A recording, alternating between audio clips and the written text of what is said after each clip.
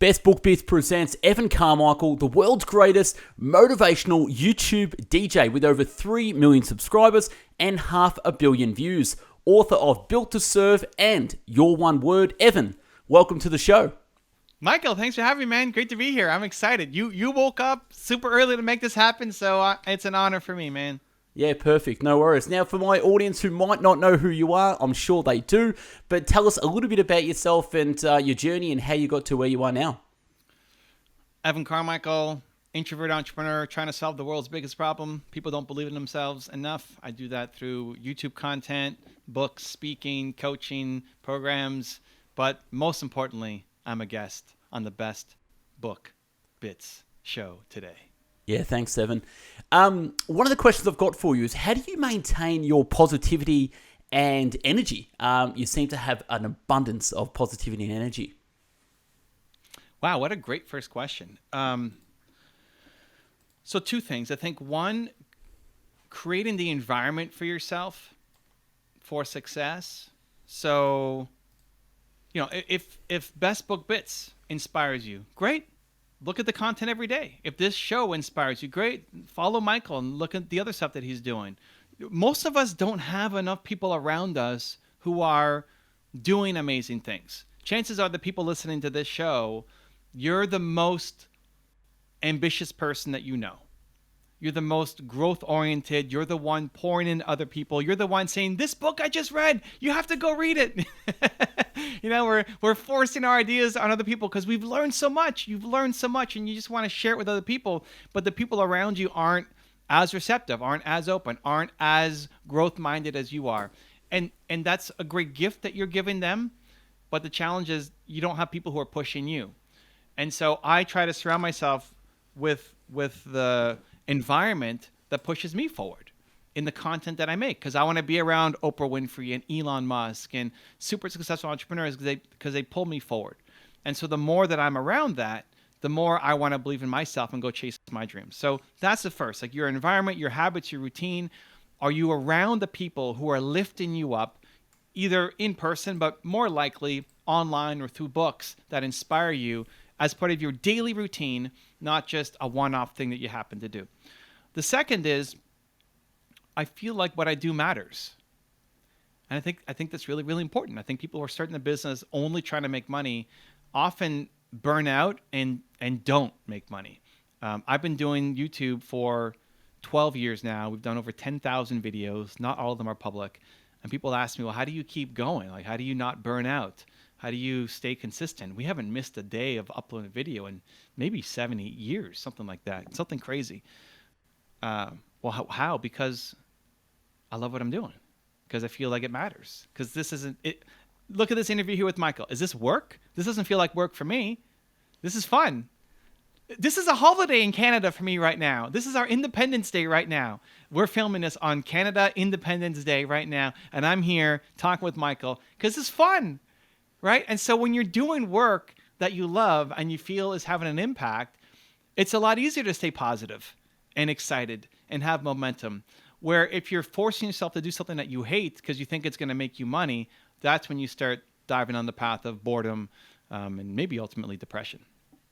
Yeah, perfect. And I know you've sort of built a strong team around you, and you've got a very supportive partner with Nina as well. Has that sort of gradually happened over the years with getting the right people around you and supporting you as well?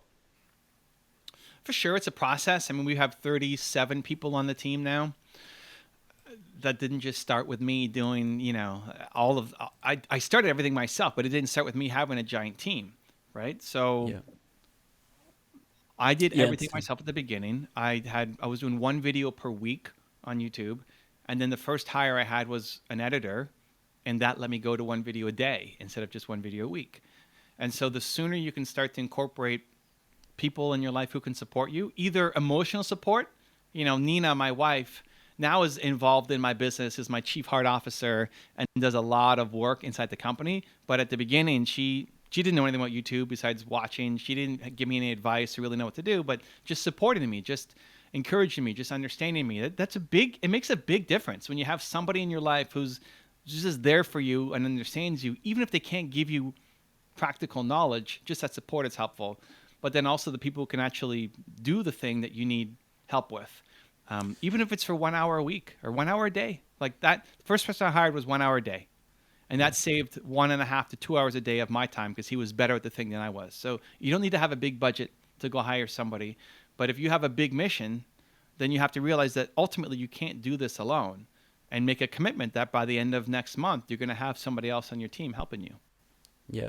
I just want to go back to what you said with Nina being the chief heart officer in your company. It was a great story in the book, Built to Serve. I want you to touch on it. I think that encapsulates the whole book, finding out what not only your one word is, but why you're here.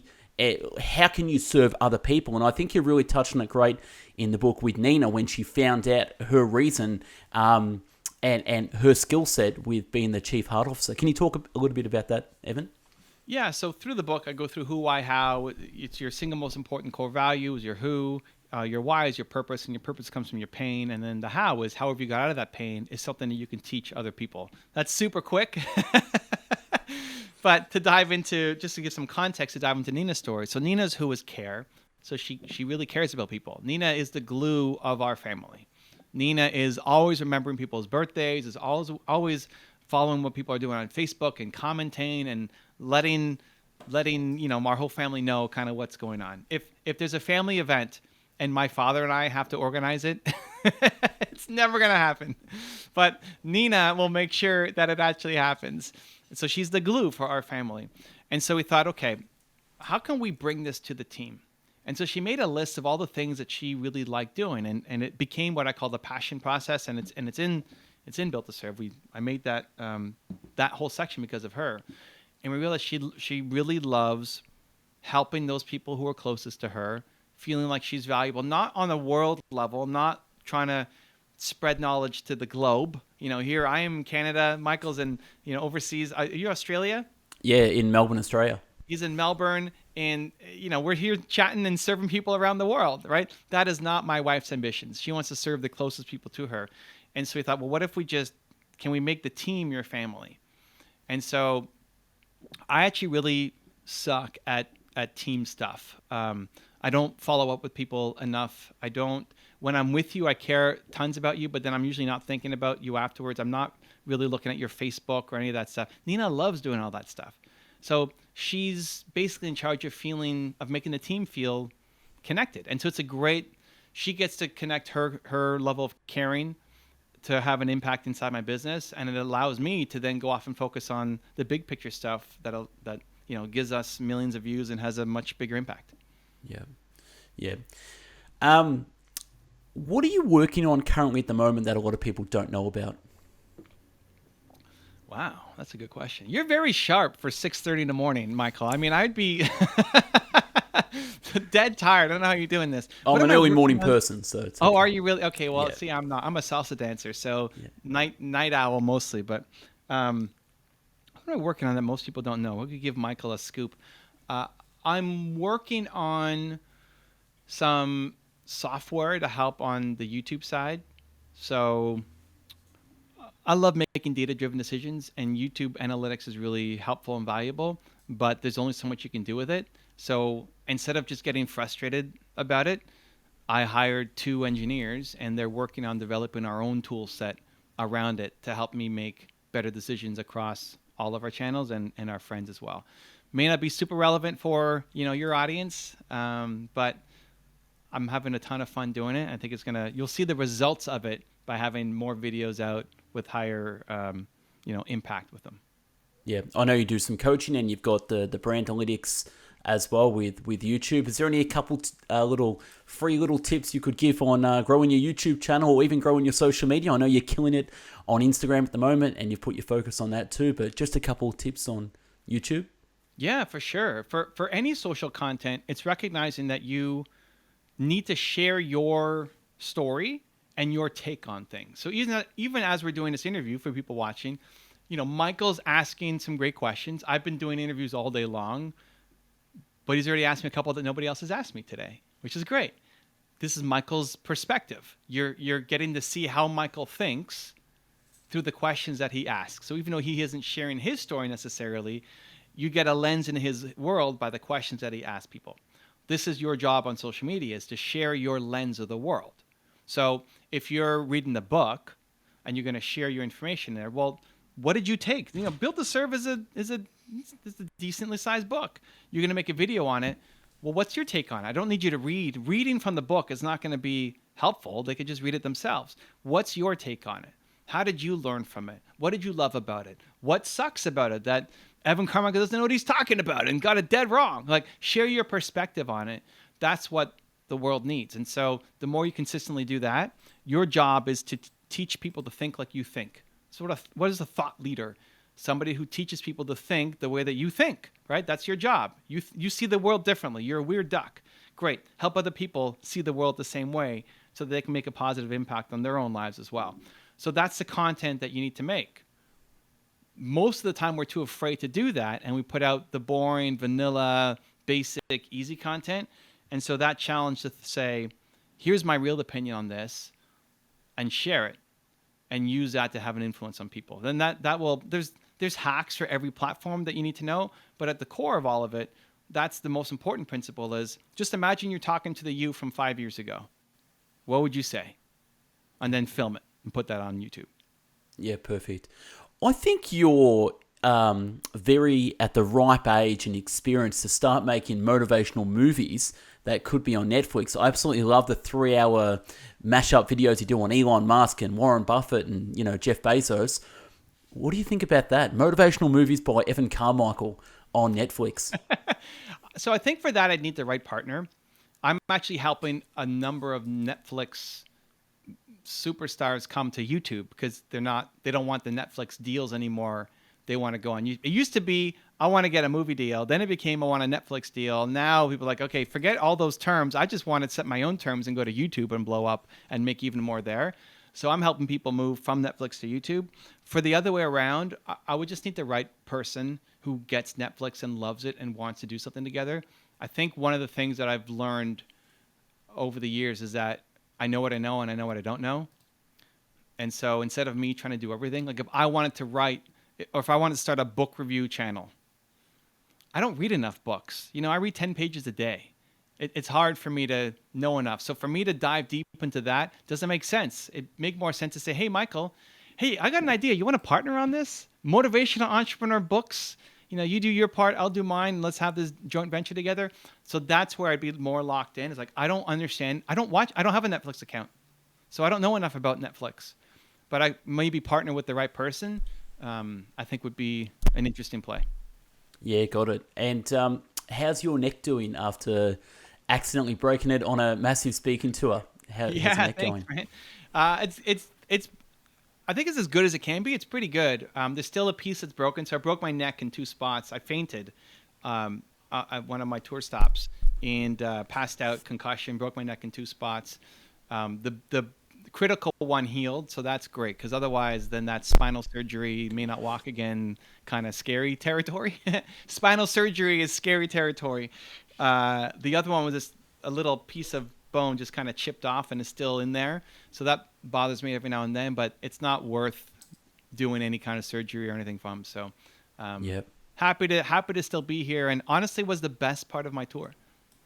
Breaking your neck, yeah, it was such a far out moment. Have you ever thought about coming to Australia and doing some speaking gigs? If I could fill some venues with thousands of people and take you around Australia, have you ever thought about coming down under and sharing your message?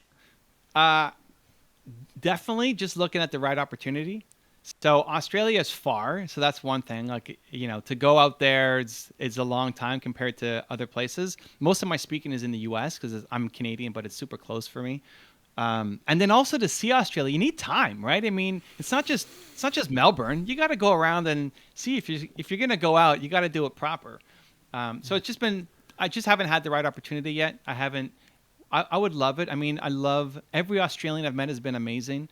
I love the entrepreneurial culture as well. Like so many people want to start businesses and do their own thing and don't want to do the same things their parents wanted to do, etc. So I think the message really fits. So yeah, just let's partner on something, Michael. Create the opportunity, and we'll make it happen. Yeah, done. I'll take you out to the outback, and we'll We'll go play with some kangaroos. But I want to go back to a time when you were young, when you sold your first company. I'm actually at the moment in a startup company. I know when you were 22, you were a venture capitalist. Give me some tips for a startup company seeking VC funding. Any insights back in the day that you can sort of give some tips on startup companies? What I love about you is you've actually read the book, which is great. You know, a lot of times I do interviews about the book and the people haven't read the book, but Michael's done his homework, so it's good. The biggest thing for VC is actually having momentum. I think people go in way too early. You're going in basically at the seed level to say, I've got this idea, but I need funding to get started. That's not what a VC cares about. A VC, venture capitalist, they want to help existing companies grow faster. So high momentum companies grow faster. They don't want to be the first money in. You have to have already gotten some traction. They want to see that you have users, that you have customers. Maybe they're not paying you yet, but like you've got an app. How many downloads do you have? Like, oh, we haven't even started the app yet. You haven't started the app yet. Why are you here? Right? Most people go in way too early stage. So you already have to have momentum. It's expected. You have a product and you already have people using it. Maybe some paid, but at least momentum happening with your business before VC will even look at you. They also want to see incredibly high returns. You know, they want to be averaging 30% returns every year. And they want to see a path to you exiting, to either going public or being acquired. So a lot of businesses don't necessarily fit under that high growth curve. And a lot of people they basically grow too quickly, or they're forced to grow too quickly, and their business closes down because they can't support it. So those are some of the things. Maybe the last one is, I think people waste too much time on fundraising. In my first business, we never actually raised money, because raising money becomes a full-time job. You're out raising money, which you could spend that time building your business. And it's usually better spent building your business than raising capital, because when you raise capital at the beginning, you're going to lose a giant portion of your shares because there's nothing yet. It's just an idea. But the more momentum and traction you have, you're going to get a much better valuation. And people will come to you because they're seeing how much you're growing. So the more you can spend time on actually building your business instead of just raising money, you have a much better shot at success. Yeah, perfect. So you think bootstrapping at the start, hustle, bootstrap, and then once you get an idea and once it's snowballing, then basically seek to expand and exit. Yeah, perfect. Now, what does a 60-year-old Evan Carmichael look like, and what is he doing day to day? Wow. Look at these. I don't think I've ever even been asked that question, period. Michael, on point. 6:30 in the morning, dude. I'm interested. What is Evan doing at 60? Okay, so let's actually think. So this is cool. So I'm 41 now, okay? When I was 20, I was in my first business. 20 was the worst day of my life. I quit on my business for a day and went back to it the next day. But the thing that saved me through that business, through not quitting, was saying, when I'm an old man at 40, I'm going to look back on this moment and regret if I quit. And that got me through to keep going. Now I'm 41 and definitely don't feel like an old man. So now we're looking, you asked me to go 20 more years out in the future. One, I have no idea. On the one hand, I have no idea, and I don't even spend any time thinking about it. Like, I don't even know what I'm doing tomorrow, let alone what I'm doing in 20 years. I think I'm mostly present focused, and that's where I really shine. Like, I'm talking to you is great. I have somebody after. I don't know who it is. I don't know what I'm talking about. Like, I'm right now, I'm not focused on it because I'm just talking to Michael Knight. That's all that matters. So 20 years, I have no idea. But on the other hand, it's going to be more of this. Like, I'm going to be serving entrepreneurs and helping them try to believe in themselves for the rest of my life.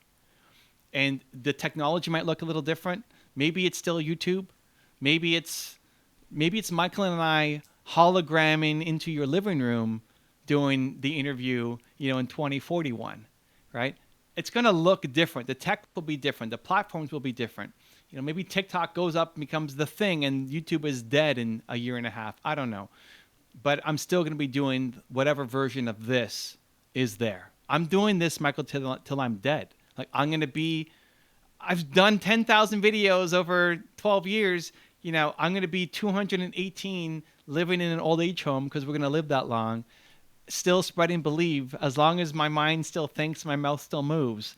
It's for life, man. It's for life. Yeah, perfect. And I can attest to that because whether it's a YouTube video you're doing, but a lot of people probably don't know the private DMs that you sent me. And about 4 years ago, you sent me a private video when I just started my YouTube channel. Probably had about 100 subscribers at the time. And you sent me a video say, "Hey, Michael, Best Book Bits, keep it up. Love your work." And it was just a random motivational video from yourself, and it was very personal and very touching. So I just want to say, over the years and the growth, thank you. And I've heard your story from other entrepreneurs as well. So you are all about entrepreneurs and serving entrepreneurs so they can serve. So yeah, thanks for the random DM about 4 years ago.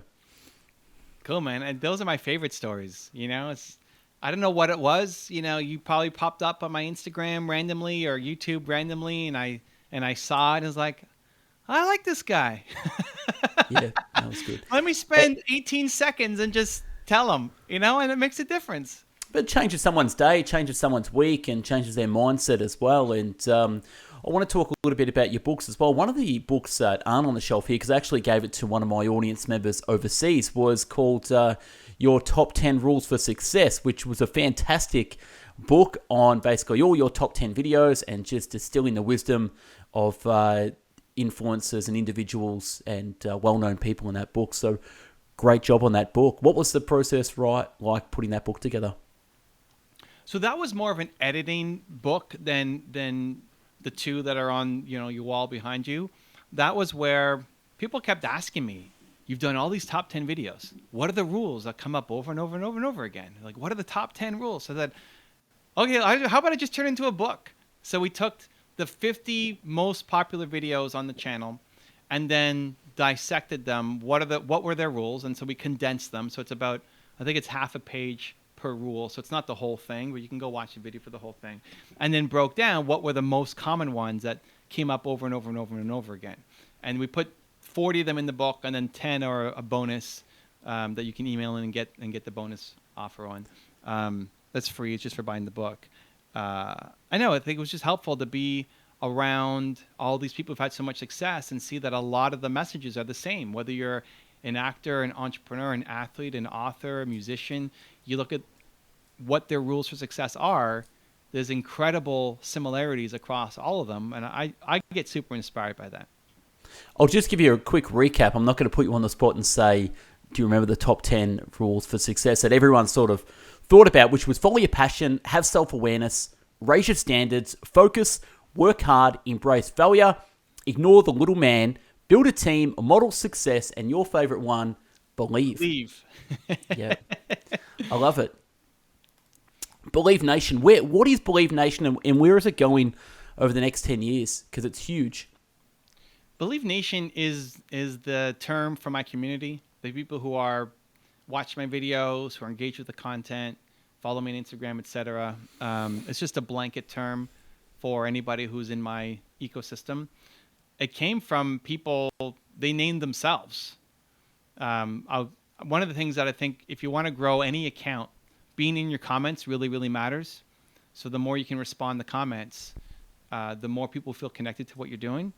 And somebody in my comments in the early days of my YouTube channel said #Believe Nation at the end of it. Was just a random comment. This guy posted a lot, and then whatever reason put #Believe Nation at the end.